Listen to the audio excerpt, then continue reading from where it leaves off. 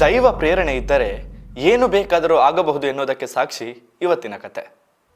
ಅದು 13ನೇ ಶತಮಾನ. ಮಧ್ವಾಚಾರ್ಯರು ಉಡುಪಿಯ ಮಲ್ಪೆ ಕಡಲ ಕಿನಾರೆಯಲ್ಲಿ ಕುಳಿತು ಪೂಜಾ ಕೈಂಕರ್ಯವನ್ನು ನೆರವೇರಿಸ್ತಾ ಇರ್ತಾರೆ.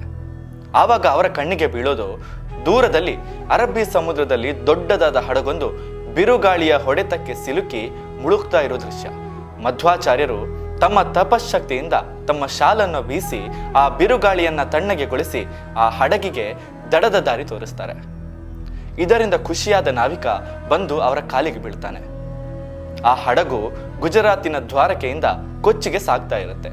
ವ್ಯಾಪಾರದ ನಿಮಿತ್ತ ಸಾಗ್ತಾ ಇದ್ದ ಹಡಗಿನಲ್ಲಿ ಹಲವಾರು ವಸ್ತುಗಳಿರುತ್ತೆ. ಆ ನಾವಿಕ ಖುಷಿಯಿಂದ ಮಧ್ವಾಚಾರ್ಯರ ಬಳಿ ತಮಗೆ ಏನು ಬೇಕೋ ಆ ವಸ್ತುವನ್ನ ಹಡಗಿನಿಂದ ತೆಗೆಯಬಹುದು ಎಂಬ ಮಾತನ್ನ ಹೇಳ್ತಾನೆ. ಇದಕ್ಕೆ ಮಧ್ವಾಚಾರ್ಯರು ಒಪ್ಪೋದಿಲ್ಲ. ಕೊನೆಗೆ ದೈವ ಪ್ರೇರಣೆಯಂತೆ ಆಗಲಿ ಎಂದು ಆ ಹಡಗಿನ ಮೂಲೆಯಲ್ಲಿದ್ದ 3 ಗೋಪಿಚಂದನದ ಕಲ್ಲುಗಳನ್ನ ಕೇಳ್ತಾರೆ.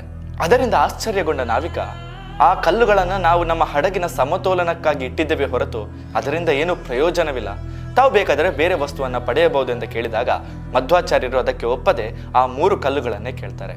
ಮಧ್ವಾಚಾರ್ಯರು ತಮ್ಮ ಸಹಾಯಕರ ಸಹಾಯದಿಂದ 3 ದೊಡ್ಡ ಗಾತ್ರದ ಗೋಪಿಚಂದನದ ಕಲ್ಲುಗಳನ್ನು ಹಿಡಿದುಕೊಂಡು ಮಲ್ಪೆ ಕಡಲ ಕಿನಾರೆಯಿಂದ ಹೊರಡ್ತಾರೆ. ಮಧ್ವಾಚಾರ್ಯರಿಗೆ ದೈವಾನುಗ್ರಹದಿಂದ ಆ 3 ಕಲ್ಲುಗಳೊಳಗೆ 3 ಮೂರ್ತಿಗಳಿವೆ ಎಂಬ ಅನುಭವವಿತ್ತು. ಅವರಿಗೆ ಆ 3 ಮೂರ್ತಿಗಳನ್ನು ಒಂದೇ ಕಡೆಯಲ್ಲಿ ಪ್ರತಿಷ್ಠಾಪಿಸಬೇಕೆಂಬ ಆಸೆ ಇತ್ತು. ಆದರೆ ದೈವ ನಿರ್ಣಯವೇ ಬೇರೆ ಇತ್ತು.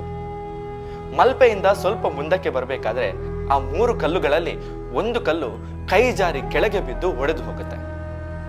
ಆಗ ಅದರ ಒಳಗಿಂದ ಕಂಡದ್ದು ಬಲರಾಮನ ಸುಂದರವಾದ ಮೂರ್ತಿ. ಆ ಬಿದ್ದಂತ ಜಾಗ ಇವತ್ತಿನ ವಡಭಾಂಡೇಶ್ವರ. ಅಂದ್ರೆ ಒಡೆದ ಬಂಡೆಯಲ್ಲಿ ಬಲರಾಮನ ಮೂರ್ತಿ ಸಿಕ್ಕಿದ್ದರಿಂದ ಆ ಜಾಗಕ್ಕೆ ವಡಭಾಂಡೇಶ್ವರ ಅಂದ್ರೆ ಒಡೆದ ಬಂಡೆಯಿಂದ ಬಂದವ ವಡಭಾಂಡೇಶ್ವರ ಎಂಬ ಹೆಸರಿದೆ. ಮಧ್ವಾಚಾರ್ಯರು ಆ ಬಲರಾಮನ ಮೂರ್ತಿಯನ್ನ ಅಲ್ಲೇ ಪ್ರತಿಷ್ಠಾಪಿಸ್ತಾರೆ.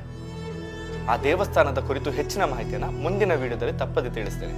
ಅಲ್ಲಿಂದ ಹೊರಟ ಮಧ್ವಾಚಾರ್ಯರು ಇನ್ನೊಂದು ಕಲ್ಲಿನೊಳಗಿದ್ದ ಶ್ರೀಕೃಷ್ಣನ ಮೂರ್ತಿಯನ್ನ ಉಡುಪಿಯಲ್ಲಿ ಪ್ರತಿಷ್ಠಾಪಿಸ್ತಾರೆ. ಅದು ಕೂಡ ಸಂಕ್ರಾಂತಿಯ ದಿನ. ಇನ್ನು ಉಳಿದದ್ದು ಒಂದು ಕಲ್ಲು. ಅದರೊಳಗಿದ್ದ ಮೂರ್ತಿ ಯಾವುದು? ಅದನ್ನ ಮಧ್ವಾಚಾರ್ಯರು ಎಲ್ಲಿ ಪ್ರತಿಷ್ಠಾಪಿಸಿದ್ರು?